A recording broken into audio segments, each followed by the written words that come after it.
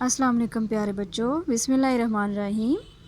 5ویں جماعت اردو کی کتاب سبق نمبر 8 میرے دیس کے رنگ نرالے، جس کی ہم پڑھائی کر چکے۔ آج ہم اس کی مشق کریں گے۔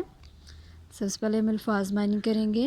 الفاظ: مزین، سجایا گیا، ملنسار، خوش اخلاق، پہناوا، لباس، تواضع، خدمت یا پھر خاطر، تپاک، محبت، شوق، گنجان آباد، زیادہ آبادی والا۔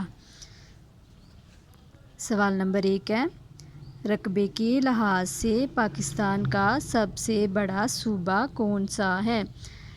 جواب: رقبے کے لحاظ سے پاکستان کا سب سے بڑا صوبہ بلوچستان ہے۔ ٹھیک ہے، جواب میں آپ نے اس کو ایسے کاٹ کے تو پھر یہاں پہ لکھنا ہے بلوچستان ہے۔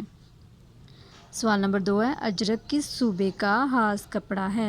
اجرک سندھ صوبے کا، یا آپ نے اس کی جگہ سندھ صوبے کا خاص کپڑا ہے۔ قصہ خوانی بازار کس صوبے میں واقع ہے؟ قصہ خوانی بازار پشاور میں واقع ہے۔ آزاد کشمیر کو جنت نظیر کیوں کہا جاتا ہے؟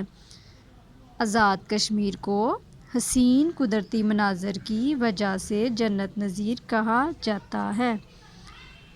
تمام صوبوں کے لباس میں کیا چیز مشترک تھی؟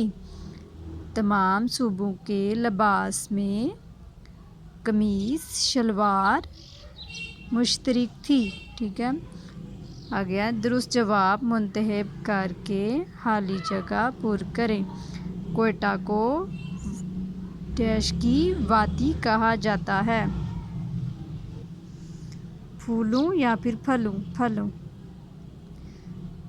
آبادی کے لحاظ سے کراچی پاکستان کا سب سے شہر ہے؟ بڑا یا پھر چھوٹا؟ بڑا۔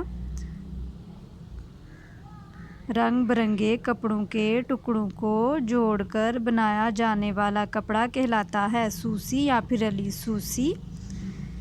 پشاور کے مشہور کباب بہت لذیذ ہوتے ہیں، کون سے کباب؟ چپلی۔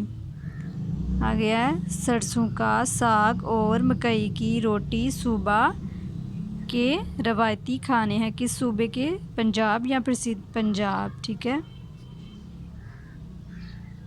یہ آپ نے صفحہ نمبر